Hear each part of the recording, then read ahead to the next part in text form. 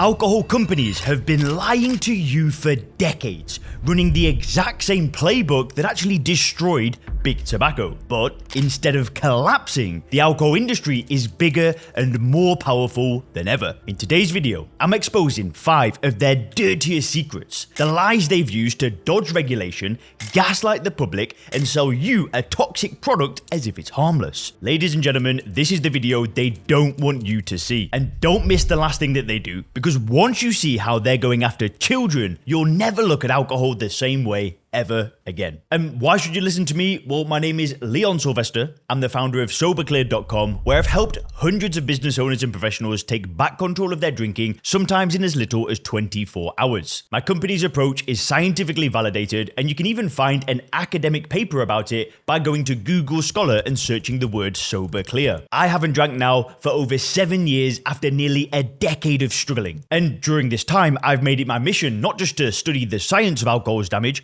but also the shady tactics that the industry uses to keep people hooked. So when I tell you the alcohol companies are lying to you, it's not just speculation. It's the cold hard truth that most people never get to hear. So let's look at their first cheeky slogan, which is the gateway to drug addiction.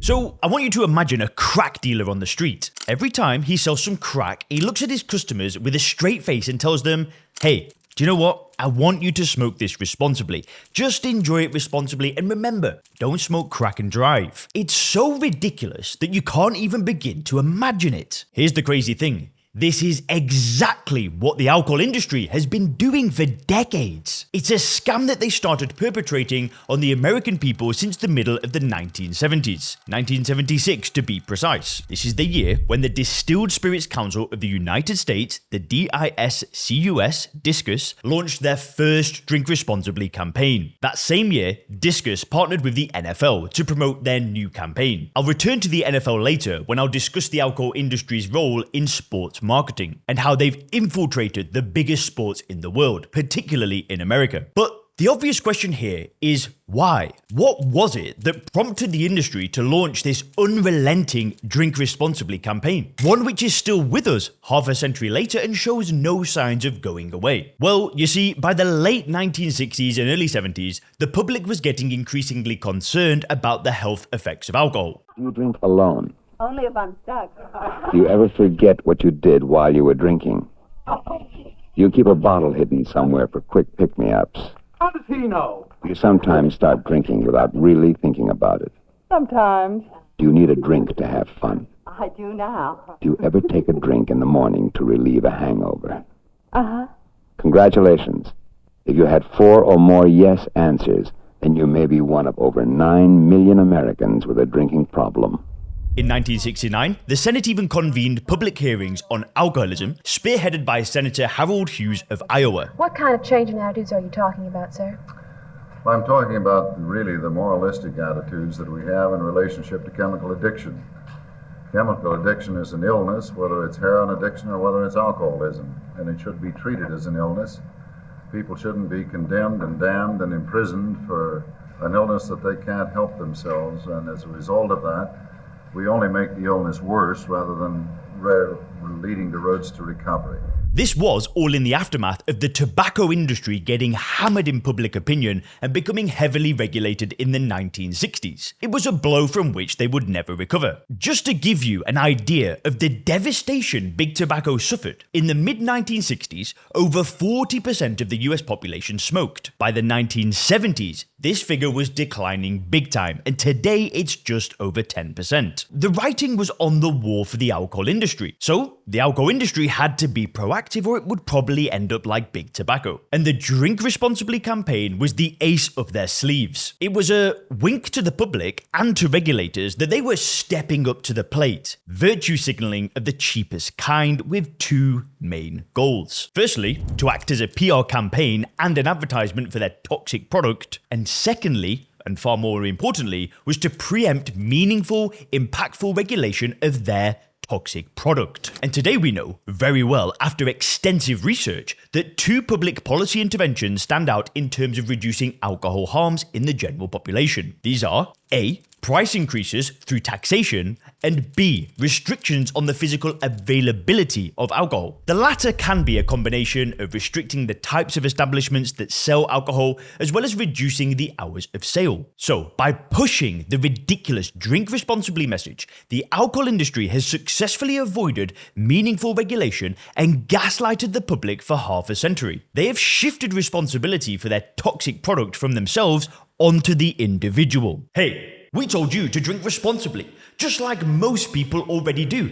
And the fact that you can't handle it means the problem is with you. It is not the product. They've been so successful in pushing this message that it becomes a kind of political correctness in the Western world. Nobody even questions it anymore. It's become kind of a permanent background noise that our brains just accept uncritically. See, depending on the country, the campaign is pushed either through industry-backed charities like Drinkaware in the UK or directly by government departments of health. It's a total victory for the alcohol industry. What a sad thing. Number 2, let's look at how they spin health risks into PR. This is disgusting. So we just saw how the demise of the tobacco industry was actually a big lesson for alcohol makers. So instead of experiencing a slow, painful death, big alcohol is thriving. The regulators are captured, the product range is exploding, and business is better than ever. What's actually astonishing here is not just how different the trajectory of these two industries was. What really blows your mind is how the alcohol industry managed to pull off some of the same dirty tactics for which the tobacco industry caught serious flack. A case in point is the manipulation of research into the health effects of their product. The tobacco industry started doing this in the 1950s, when the evidence linking tobacco to cancer was starting to pile up. The tobacco industry responded by assuring the public that the evidence was still far from conclusive, and at any rate, they were looking into it very seriously. They even set up a research committee to organize and fund research. It was all a smokescreen, of course, and eventually the committee disbanded. Now, the alcohol industry has followed along in the same footsteps, while also expanding their efforts. For example, like the tobacco industry before them, they set up various research organizations or scientific fora that are supposedly independent but are actually funded by the alcohol industry. Sometimes these do conduct original research, but often they are just PR fronts that try to pass off as educational organizations or charities. So you get a rehash of the same garbage about alcohol's supposedly health protective effects when consumed in moderation, and we'll come back to this in a moment, so make sure to stay tuned, because the scam runs deep. Another way big alcohol infiltrated medical research is by directly funding it. Now, when the industry funds research into alcohol's health effects, it doesn't mean that they pay the researchers to doctor the results. They probably wouldn't and couldn't do that for legal and reputation reasons, but it doesn't have to be so blatant in the first place. All you have to do is define the research area and give the researchers money to look that way. For example, if you keep on funding research into how amazing 1 or 2 glasses of wine a day can be for your heart, then that's where the scientists will look. They'll slice it and dice it until the stats eventually line up in the desired direction. And the mainstream media will then happily pick up these results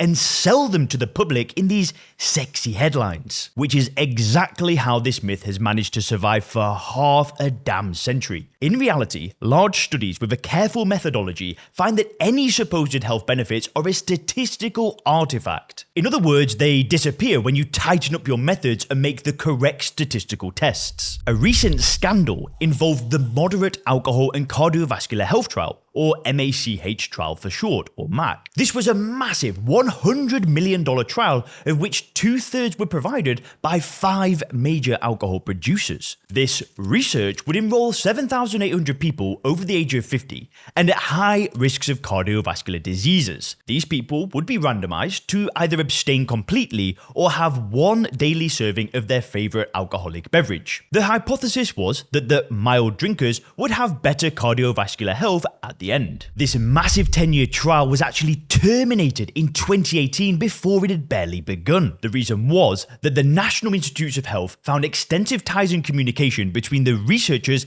and the alcohol companies. These called into question the impartiality of the research and potential usefulness of the results. It's fascinating reading the report of the working group that recommended the trial's termination. It lays out in black and white how the trial was set up to succeed by playing the definitions, timescales, and statistics. The manipulation made it very likely that positive effects would show up, while the nasty ones would just fall through the cracks. For example, though cardiovascular health was a primary endpoint, the way it was measured did not include heart failure. The study was also not sufficiently powered to detect cancer rates. This is the key, as we know that the risk increases from the very first drink for certain types of cancers. Be that as it may, the alcohol industry continues to spin their toxic product as something that's in the grey zone of kinds. Harmful at high doses, good for your health at low doses, and somewhere between in the middle. A big grey zone where nothing is yet settled and we need to get some more science before making definitive conclusions. According to one report, since 2009, research funding by the industry and its affiliated organizations has increased by over 50%. If you think that's bad, let's look at number 3. Let's look at one of their insidious scams: low-calorie drinks. So, the origin of low-calorie alcoholic beverages dates back to 1967, when a brewery out of New York launched the first diet beer in history. While it didn't sell well, it did lay the foundation for future diet drinks. The first really famous product was called Miller Lite, which launched nationally in 1975. At 4.2% alcohol by volume, it only gave you 96 calories for a 12-ounce serving. This figure was achieved through innovative brewing methods, which Miller used with carefully selected strains of barley, malts, and hops. Miller Lite was a massive commercial success, consolidating Miller as one of the largest breweries in America. Predictably, everybody else started copying them. Before long, you had countless low-carb beers and eventually low-calorie flavored malt beverages. Things like ready-to-drink cocktails, hard seltzers, and so on. In case you've missed my earlier videos where I break down flavored malt beverages, these are basically Frankenstein drinks. You can't easily classify as belonging to this or that category. All you know is that it's basically ethanol mixed with some sort of other chemicals inside of a bottle. Now, when I say that these low-calorie drinks are a scam, I don't mean that they actually have more calories than it says on the bottle. But honestly, looking at the alcohol industry, it wouldn't surprise me. But there's been nothing published to this effect, at least not that I could find, so I don't want to speculate without evidence. So let's take the calorie count at face value. The first thing I want you to understand is that most of the calories in your drink come from the actual ethanol, the alcohol itself,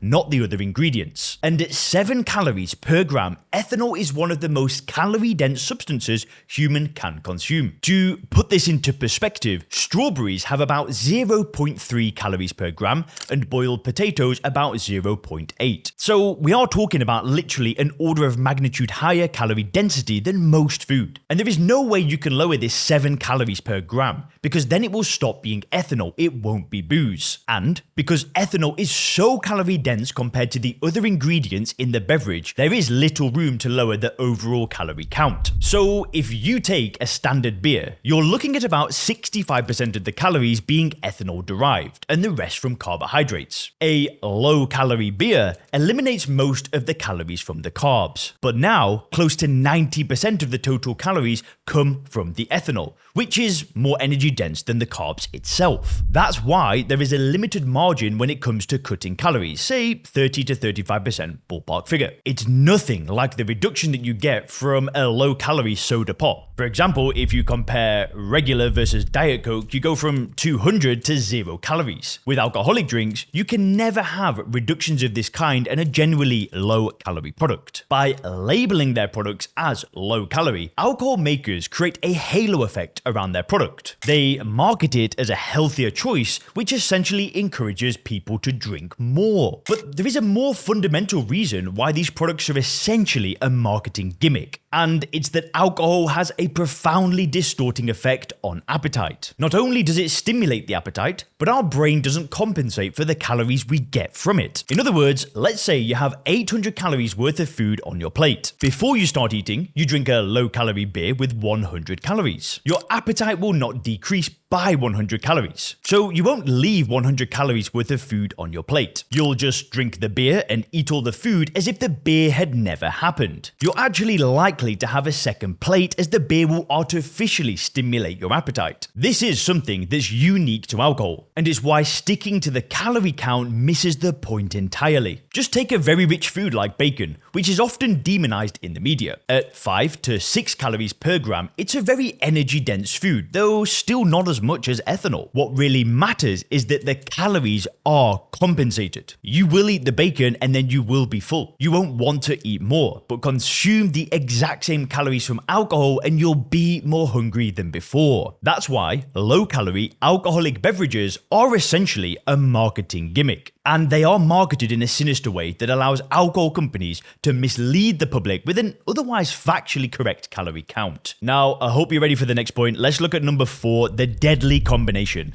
alcohol and sports marketing.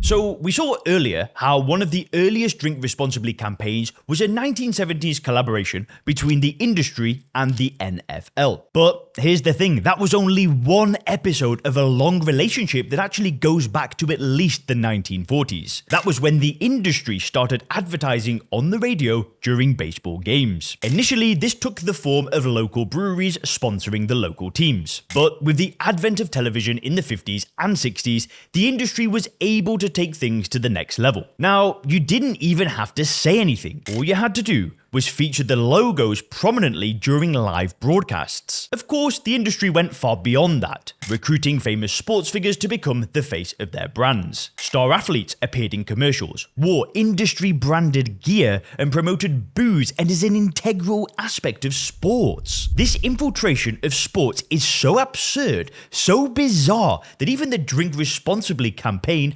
pales in comparison. Alcohol and sports not only have nothing in common, but are complete opposites. They are mutually incompatible. You will either do sports or you will drink. But you can't do both because alcohol will destroy your ability to do sports like few other lifestyle things can. And I'm not just talking about the extra weight from the uncompensated calories. That's just the tip of the iceberg. I'm talking about things like the strain on your cardiovascular system, impaired muscle recovery, reduced energy levels, sleep disruption, nutrient deficiencies, and so on. Alcohol is almost unparalleled among recreational drugs in just how comprehensively it will ruin your physical fitness. So why do they do it? Why is the industry so obsessed with sports? Well, there is not one single answer to this question. It is actually a combination of things. To begin with, it's an ideal way to enhance the brand's visibility. Put your logo on the outfit of a famous football or baseball team and watch your brand recognition explode. Sports advertising also targets particularly lucrative demographics that the companies want to reach, and it reaches them by tying a harmful toxic product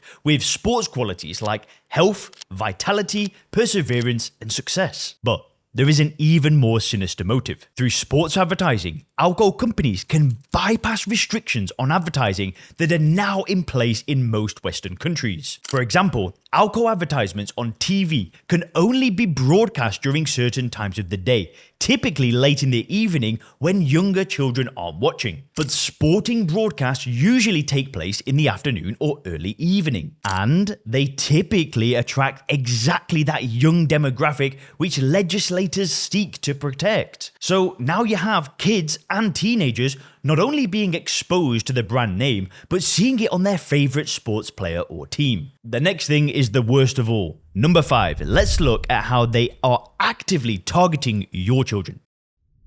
We ended the previous section by seeing how alcohol companies are targeting your children through sports. And this is such a massive issue that it requires a separate discussion. For all of their virtue signaling, a cold analysis of the facts show that the alcohol industry simply doesn't care about preventing underage drinking. On the contrary, they seem to be doing everything in their power to promote it. One of the ways they do this is with so-called flavored alcoholic beverages, which they launched in the 1980s. It started off with wine coolers and has now reached the point where there are hundreds of new products annually. Everything from hard seltzers, ready-to-drink cocktails, alcopops, flavored ciders, you name it. They do have a relatively low ethanol concentration and they're loaded with sugar and artificial flavors, making them palatable to younger drinkers. cans. They are also sold in colourful packaging that mimics that of soda pop, and they are endorsed by celebrities and influencers who are popular with younger demographics. Their introduction has coincided with an explosion of underage drinking across North America and Europe, with researchers now calling them, quote, an emerging public health problem among youths. Another way in which the industry targets underage drinkers is through educational initiatives that it delivers directly to school students. A well-known example is Smashed, a so-called responsible drinking education program. The program is sponsored by Diageo, one of the largest multinational alcoholic beverage companies in the world. Launched in 2004, the program has since spread to dozens of countries in 5 continents and is still active to this day. These kinds of programs are basically a drink responsibly campaign packaged in a more pleasant wrapper and delivered to an underage audience. We find the same themes of personal responsibility and the same meaningless distinction between responsible drinking and misuse. Nowhere did these programs touch on the industry's role in creating the mess in the first place. They also conveniently ignore meaningful public health policies that can actually make a change, like increasing taxation and restricting availability. As you would expect, health risks are carefully presented in a manner which minimizes or distorts the risks. Thankfully, it appears the tide might be turning. These programs are coming under intense criticism from independent watchdogs, and some governments seem to be waking up. In Ireland, for example, the government in 2022 officially warned schools to avoid using any industry-related material when educating students on alcohol. And let's hope that other countries will soon follow suit. And if you thought this was bad, make sure to click this video on the screen now to get some motivation to help you stop drinking. Have a great day.